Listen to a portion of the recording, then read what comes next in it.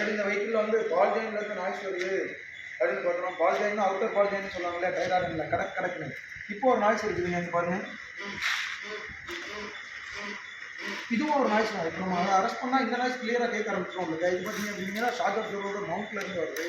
நம்ம already shock observer என்னென்ன வேலை செய்யுதுன்னு பார்த்துருந்தோம். அப்போ இதுவுமே வந்து பார்த்தீங்க அப்படின்னா வெஹிக்கிள் ஹேண்ட்லிங் இருக்குது இல்லையா, ஸ்டீரிங் ஜாமெட்ரி, அதில் வந்து இது வந்து கேஸ்டர் ஆங்கிள்னு சொல்கிறோம் இல்லையா. ஸ்டீரிங்கில் இப்போ ஒரு சைடாக ஃபுல்லாக ரொட்டேட் பண்ணோம்னா அடுத்த சைடு ஸ்டீரிங் ரிட்டர்ன் ஆகணும் இல்லையா. அதுக்கு காரணம் வந்து இந்த ஸ்டீரிங்கோட ஆங்கிள் தாங்க. அது பார்த்தீங்க அப்படின்னா அதனால தான் பைக்கில் அந்த கேஸ்டர் ஆங்கிள் பாசிட்டிவில் இருக்குங்கிறதுனால ஃபோர்க் பார்த்தீங்க அப்படின்னா வெஹிக்கிள் எப்படி இருக்குதுன்னா இந்த மாதிரி கிராஸாக வந்துருக்கும் ஃபோர்க்கு. அதுதான் அந்த கேஸ்டர் ஆங்கிள். இது வந்து அதில் சஃபர் ஆகிருங்க. ஓல்டு ஷாக் அப்சர்வரோட ஸ்டட் வந்து அங்கேயும் ஆடிக்கிட்டு இருக்கோம். நம்ம இதை ரீப்ளேஸ் பண்ணுறது எப்படி, இதனால் என்னென்ன ப்ராப்ளம் அப்படிங்கிறத ஒரு பெரிய வீடியோவாக போட்டுருக்கோம். அதை பார்த்து தெரிஞ்சுக்கோங்க.